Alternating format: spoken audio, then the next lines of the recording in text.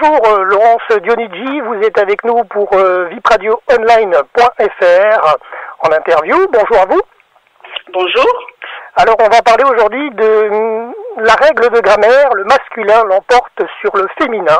Un appel d'enseignants et d'enseignantes a été lancé ces derniers jours pour ne plus respecter la règle selon laquelle le masculin l'emporte sur le féminin dans la grammaire française. Sur la Côte d'Azur, Laurence Dionigi, vous êtes auteur de multiples ouvrages littéraires, mais vous êtes également le relais de ce texte dans les Alpes-Maritimes. Alors donnez-nous votre point de vue. Oui, alors pour vous expliquer un petit peu, cette règle d'accord, c'est l'accord avec le participe passif et également l'adjectif qui veut qu'un masculin l'emporte sur plusieurs féminins. C'est ce que vous avez appris à l'école et ce que nous apprenons tous à l'école depuis 300 ans. Si vous voulez, avec cette pétition manifeste, nous ne voulons plus qu'elle soit appliquée à nos chères têtes blondes, étant donné qu'elle n'existait pas il y a 300 ans. Avant, il y avait l'accord de proximité, c'est-à-dire que l'adjectif, enfin le nom, le substantif qui était près du verbe, l'emportait entre guillemets sur le participe passé ou l'adjectif, ou alors c'était par le nombre. Donc je vais vous donner un exemple. Voilà, ouais. Pour que c'est un peu plus parlant, les coteaux et les plaines sont verdoyantes. Alors que normalement, l'accord actuel, c'est les coteaux et les plaines sont verdoyants. Alors, effectivement, donc je suis un petit peu le relais dans les Alpes-Maritimes, à la demande d'Eliane Guénaud qui a lancé cette pétition il y a à peu près maintenant 15 jours. On est content parce qu'on a plus de 30 000 signataires. Alors les professeurs, donc c'est notamment des professeurs parce que c'est eux qui enseignent donc la langue française, donc ne veulent plus pour certains enseigner cette règle de machiste, donc de l'accord qui dit que le masculin l'emporte systématiquement sur le féminin, qui vient donc au départ de l'Académie française, qui existe depuis 300 ans, et qui venait du fait que pour eux, les femmes, c'est inférieur aux hommes, un masculin vaut au moins 2 féminins, donc même dans la langue française, c'est de rigueur. Donc cette pétition manifeste vient un petit peu aussi, alors c'était quelque chose qui était donc en amont de tout ce qui se passe actuellement dans les médias par rapport aux affaires de harcèlement ou de viol, etc. Eliane Guénaud, je l'ai rencontrée en septembre dernier. J'ai correspondu avec elle par Facebook, les réseaux sociaux, car j'ai acheté ses livres. Et donc, j'ai trouvé que son combat était vraiment plus que légitime, notamment en 2017. On est quand même au XXIe siècle, où on est soi-disant dans un peu plus de parité qu'il y a 300 ans. Et pourtant, eh bien, cette règle est toujours d'actualité. Et surtout, beaucoup de ministres ou de personnes qui continuent de s'y opposer. Donc il y a un petit peu une interrogation par rapport à ça. Alors justement, oui, pourquoi selon vous, il y a-t-il une part de sexisme à travers cette règle de grammaire vieille de 300 ans ? Eh bien tout simplement parce que la place des femmes n'est toujours pas acceptée par les hommes dans la société. C'est pas qu'une règle de grammaire qui semble a priori futile. C'est également la place des femmes dans notre société qui intervient dans cette guerre des mots, on va dire, car dans le langage on communique, on se représente également. C'est pas anodin de dire que le masculin l'emporte sur le féminin quand on est en école primaire. Une petite fille va se dire mais pourquoi vous avez les garçons qui sont super contents parce qu'il y a un côté de rivalité, les filles à cette époque-là, enfin à cet âge-là du moins.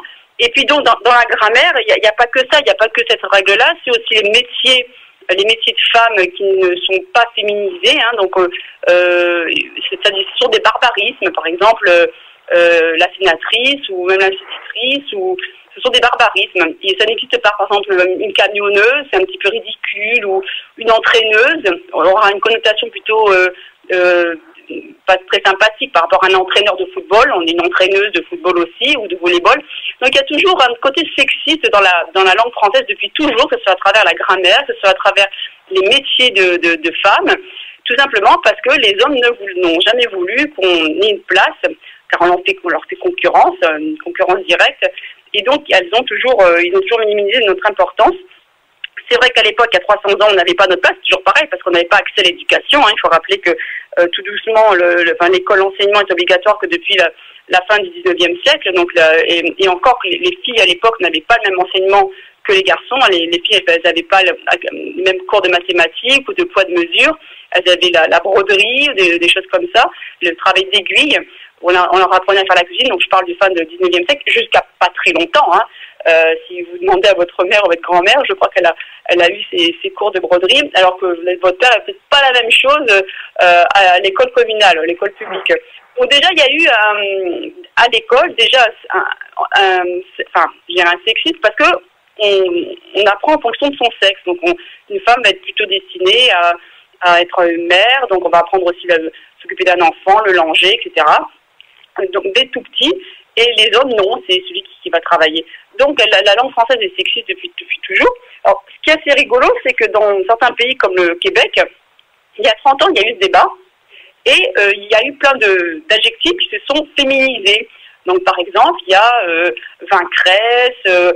Alors nous, on n'a même pas de féminin pour l'adjectif vainqueur. C'est quand même fort, quand même, hein, je trouve. Il y a plein d'adjectifs qui n'existent pas en français et qui existaient il y a 300 ans ou qui n'existaient pas du tout. Parce qu'il n'y a pas de féminin, voilà, tout simplement. Parce que la femme n'avait pas sa place dans la société, dans les métiers ou dans les adjectifs qui ont une connotation plutôt glorieuse. D'accord, oui, en effet, oui. Alors justement, une pétition a été lancée à l'initiative de Eliane Viennot, qui donnera d'ailleurs 2 conférences dans notre département des Alpes-Maritimes. On donnera la date à la fin de notre interview, mais en février 2018 à Nice et à Sophia Antipolis. Actuellement, plus de 30 200 signatures sur cette pétition sur Internet. Vous avez d'ailleurs le lien dans notre interview. Que souhaitez-vous au final, avec donc l'appel d'enseignants, que souhaitez-vous au final dans l'appréciation de la grammaire? Est-ce que vous voulez que les deux puissent être autorisés dans l'écriture? Est-ce que c'est que le féminin? Enfin, comment vous voulez gérer ça en fait? Non, les deux, que ce soit au choix. Tout simplement qu'il y ait l'existence d'un choix. Et à l'heure actuelle, on nous interdit d'avoir ce choix. Voilà. Au nom de le mélange, les enfants ils sont pas bons en orthographe, ça va les perturber. Il y a toujours des explications, à chaque fois il y a toujours des problématiques supplémentaires qui s'inventent pour ne pas revenir en arrière. Car effectivement la langue française c'est un petit peu le dernier rempart contre le machisme, le fait d'élargir la langue à des métiers de femmes, à plus de parité au niveau de la langue, et je parle même pas de l'écriture inclusive qu'on n'a pas abordé. Ça gêne ces messieurs, ça gêne un petit peu le côté conservateur et nous on a si vous voulez, c'est un ras-le-bol général, mais c'est même pas qu'un ras-le-bol, c'est même pas au niveau des professeurs, c'est que même les enfants d'aujourd'hui, je sais pas si vous avez des enfants ou les auditeurs de l'IAP Radioland ont des enfants, mais demandez-leur aujourd'hui, ils ont des cours, à l'école, pas qu'au collège, mais en primaire, on leur explique que la parité, que les garçons, les filles sont égales, qu'une fille peut exercer le même métier qu'un garçon, qu'elle ne doit pas se mettre des barrières, que les filles sont aussi bonnes en mathématiques, en calcul que les garçons, alors qu'on dit toujours que les filles elles sont nulles en maths, etc., etc. Donc il y a tout un travail psychologique de confiance en soi, de parité, d'acceptation d'être différente, on est différents les garçons et les filles, mais au niveau des aptitudes, on a les mêmes. Et par derrière, il y a cette règle de grammaire, cette règle d'accord, qui dit que le masculin l'emporte toujours sur le féminin. Voilà, donc il y a quelque chose qui colle pas, qui n'est pas logique, et les propres enfants, eux-mêmes, qui sont logiques, et puis qui sont une génération différente de la vôtre, ou celle de nos parents ou de nos grands-parents, et ils se demandent, mais on comprend pas, là, à l'école, on nous dit que une fille égale un garçon, qu'une fille peut faire le même métier, que si je vais mettre en jupe, ça rime pas avec un gros mot que je dirais pas. Donc, qu'est-ce que ça va faire au milieu, cette règle d'accord qui est pas logique? Et quand on sait qu'il y a 300 ans, donc avant l'Académie française, il y avait l'accord de proximité qui existait. Donc vous avez un Ronsard qui s'exprimait avec l'accord de proximité et ça ne choquait absolument personne. Il y avait des métiers, comme on disait, philosophesses, maintenant qui ont disparu, peintresse, donc peintres qui ont disparu. Et donc, on ne comprend pas pourquoi. Donc, il y a eu cette régression. Enfin, si on comprend, parce qu'il y a eu la concurrence, une mainmise du côté machiste sur les femmes pour éviter qu'elles fassent concurrence.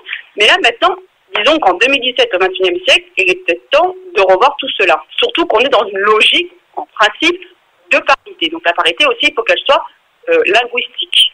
Pas uniquement au niveau des salaires, au niveau de dans la rue, de ne pas se faire embêter quand vous êtes en jupe ou quoi que ce soit. Il faut aussi qu'elle aille au-delà, et au niveau de la communication, donc de la langue. D'accord, en effet. Alors justement, Madame Viano a été beaucoup dans les médias ces derniers jours, notamment sur M6, TF1, les grandes chaînes nationales.